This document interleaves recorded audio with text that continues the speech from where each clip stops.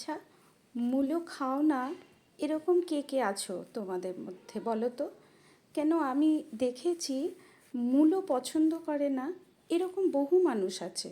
মানে পছন্দ মানে তারা পাতে পর্যন্ত মূলোর নাম শুনলে মানে পাতেও নিতে চান না, এরকম অপছন্দের একটা সবজি। অথচ তার প্রধান কারণ যেটা হচ্ছে সেটা মূলত হচ্ছে মূলোর এই একটা উগ্র গন্ধ আছে, সেটাই তার কারণ।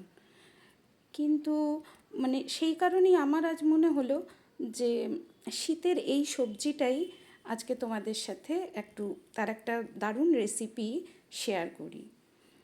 কেননা আমি বহুবার দেখেছি, মানে আমার সঙ্গে এরকম বহুবার হয়েছে যে বাড়িতে ধরো কেউ এসছে, কোনো আত্মীয় স্বজন বলো বন্ধুবান্ধব, এরকম কেউ এসছে গেস্ট হিসাবে, তাদের হয়তো পছন্দের মতো অনেক রান্না করেছি, মাছ মাংস বা অন্যান্য কিছু, তার মধ্যে হয়তো মূলোও করেছি যে শীতের একটা ভালো সবজি এটা দিয়ে করি। মানে আমি জানা ছিল না যে তারা কেউ মূলো পছন্দ করেন না, করেছি। এবার খাওয়ার পর তারা হয়তো দুবার করে চেয়ে নিয়েছে যে আরেকটু দিন, ভালো লেগেছে খুব। পরে হয়তো আমাকে জিজ্ঞেসও করেছে এটা কি বাঁধাকপি ছিল না পেঁপের কোনো রেসিপি ছিল, এরকম। তা আমি যেই মূলো বলেছি, মানে তাদের চোখ কপালে উঠে গেছে। মূলো? না না, মূলো হতেই পারে না এটা। কেননা মূলোর তো একটা ভালো গন্ধ আছে বেশ উগ্র, এতে তো কিছু ওরকম বুঝতে পারলাম না, মানে এরকম হচ্ছে ব্যাপার। তা সেই রকম শুনে মনে মনে যেমন হাসিও পেত ভীষণ, আবার তেমনি ভালোও লাগতো যে যারা এত অপছন্দ করে মূলোকে, তারা যদি দুবার করে চেয়ে খায় বা বুঝতেই না পারে যেটা মূলো না বাঁধাকপি, তাহলে তো অবশ্যই সেটা বেশ ভালো লেগেছে আর কি, তাদের বলতে হবে।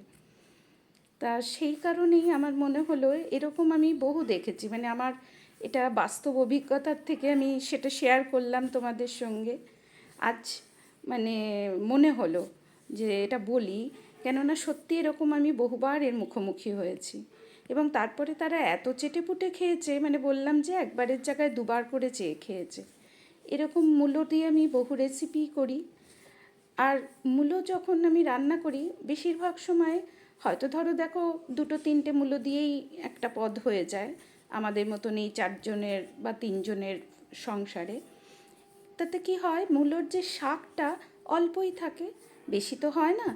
তা সেই জন্য আমি শাকটাকেও অনেক সময় চেষ্টা করি ওই মূলোর মধ্যে ওই রান্নাটার মধ্যে ব্যবহার করে দিতে। কারণ একটু বেশি শাক হলে তবে সেটা আলাদা শাকভাবে রান্না করা যায়, নচেত তো হয় না। তাই দেখো তোমাদের সাথে গল্প করতে করতে আমি, দেখো রেসিপিটা মানে অনেকটাই এগিয়ে গেছে ভিডিওতে। তো অবশ্যই এই ভিডিওটা ভালো করে দেখো, দেখে রেসিপিটা করো। কোনো ঝুটঝামেলা নেই, মানে খুবই সহজ একটা রেসিপি। এবং একবারে সব মেখে বসিয়ে তুমি পাশের গ্যাসে এটা রান্নাটা হতে থাকবে, পাশের গ্যাসে তুমি অন্য রান্নাও তোমরা করতে পারবে।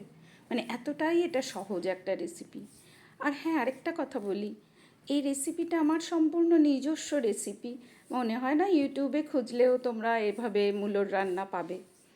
সেই জন্য আরও মনে হলো এটা তোমাদেরকে একটু শেয়ার করি। আমি এটা যতবার রান্না করেছি বাড়িতে যাকেই খাইয়েছি ভীষণ ভালো হয়ে লেগেছে তাদের প্রত্যেকের খেতে।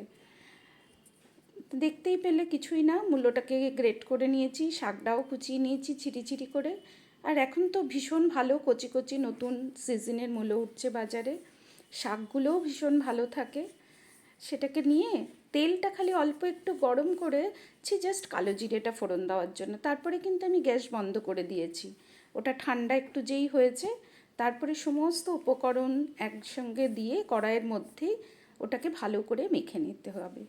মেখে নিয়ে আবার ঢাকা দিয়ে গ্যাস জ্বালিয়ে গ্যাসটাকে সিমে করে বসিয়ে দিয়েছি। যেই জল বেরোবে প্রচুর, মূলোর জল, শাকের জল, যেই জলটা শুকিয়ে আসবে তারপরে এবং মূলোটাও অল্প সেদ্ধ হয়ে যাবে, তখন আমি মিষ্টি অ্যাড করেছি। আর এই জলটা যেই শেষ হয়ে বেশ একদম মাখা মাখা হয়ে যাবে, তখন চিংড়ি মাছ ভাজাটা অ্যাড করে উপর থেকে একটু কাঁচা সর্ষের তেল ছড়িয়ে দিয়েছি। আর হ্যাঁ, বলি আরেকটা কথা, তোমরা হয়তো অনেকেই ধারণা চিংড়ি মাছ দিলেই যে কোনো রান্নাই খেতে সুস্বাদু হয়। কথাটা হয়তো পুরো ভুল নয়, তবে এটা আমি এইটুকু এই রান্নার ক্ষেত্রে বলতে পারি চিংড়ি মাছ ছাড়াও কিন্তু এই রান্নাটা অনায়াসেই করতে পারো, স্বাদের কোনো তারতম্য হবে না তাতে। কেননা চিংড়ি মাছ যেমন সব সময় বাড়িতে সবার থাকে না, বা চিংড়ি মাছে অ্যালার্জি থাকে অনেকে খায় না, তার জন্য যেই রান্নাটা করতে পারবে না এমন নয় কিন্তু। চিংড়ি মাছ ছাড়াও অনায়াসে এভাবে রান্নাটা করো। তবে বানিয়েও কিন্তু অবশ্যই, এবং এর মধ্যেই বানিয়ে ফেলো। এত সুন্দর এখন বাজারে মূলো উঠেছে, বেশি দেরি করো না কিন্তু। তোমাদের সঙ্গে দেখো গল্প করতে করতে রান্নাটা কমপ্লিট হয়ে গেল। তাহলে বুঝতেই পারলে কত সহজ একটা রান্না, এবং খেতে ওই যে বললাম অসাধারণ টেস্ট। বাড়িতে যদি ভালো লাগে না কাউকে, তুমি যখন পরিবারের কাউকে খাওয়াচ্ছ রান্না করে, যে যেটা খায় না অথচ সেটা খেয়েছে, তোমার যদি খুব প্রশংসা করে, তাহলে সেটা তো অবশ্যই সবারই ভালো লাগে আমাদের পেতে না, সেই অবশ্য মানে প্রশংসাটা শুনতে। আর দেখতে পেলে এই যে মাখো মাখো ব্যাপারটার জন্য কিন্তু আমি কোনো আটা ময়দা কিচ্ছু ব্যবহার করিনি, এটা নিজের থেকেই সুন্দর এরকম মাখা মাখা হয়ে যাবে। আর এরকম রেসিপি তো ভাত ছাড়া মানে ভাবাই যায় না, এর সঙ্গে ভাতই একমাত্র যায় খুব ভালো মতন। আর চিংড়ি মাছ বাদ দিলে এটা নিরামিষ রেসিপি হয়ে যাবে। সুতরাং মানে এই মূলোর সিজনে এখন মানে ভালো মূল্য পাওয়া যাচ্ছে, অবশ্যই বানিও। আর হ্যাঁ, তোমাদের সঙ্গে তো সবই শেয়ার করি। আজকেই রান্নাটা করার পর ভেবেছিলাম একটু তো দেখানোর একটা ব্যাপার থাকেই, যেটা দেখতে সুন্দর লাগবে ভিডিওতে। ভেবেছিলাম কলা পাতায় সার্ভ করব, কিন্তু সত্যি কলা পাতা পাচ্ছিলাম না। শেষে মাথায় এলো যে এই মূলো শাকই তো এসছে বাজারে থেকে বাড়িতে, তার থেকেই দুটো পাতা একটু ভালো দেখে নিয়ে সেই মূলোর পাতা দিয়েই সার্ভ করেছি। কেমন লাগলো বলো তোমাদের আমার এই আইডিয়াটা?